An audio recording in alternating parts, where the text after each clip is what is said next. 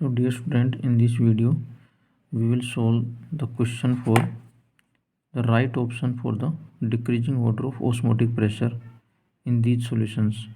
So what are these solutions? Glucose solution, urea solution and sucrose solution. So these solutions are prepared by dissolving 10 gram of each. Weight of each solute is same. Weight of each solute is same. 10 gram, 10 gram, 10 gram, and the volume of each solution is same. So it means that the concentration of the solution is dependent on the molar mass.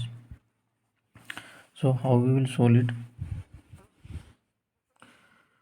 So as we know that concentration is equal to mole upon concentration. Concentration of any solution is equal to concentration or molarity. Molarity equal to number of mole upon volume. So the number of mole is equal to weight upon molar mass.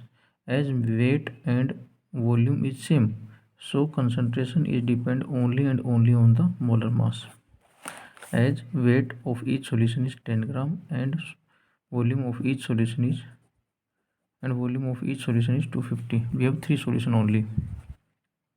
So as we know, the osmotic pressure is directly proportional to osmotic pressure pi or P. It is directly proportional to concentration for same temperature. So as the concentration increase, osmotic pressure increase. So as weight and volume is same, so it depend upon the molar mass. So concentration depend upon the molar mass. So molar mass of glucose is 180, urea 60 and sucrose is 340. So as we know, as the molar mass decrease, concentration increase. So C2 is greater than C1 and C1 is greater than C3. So simple answer is P2 is greater than P1 is greater than P3.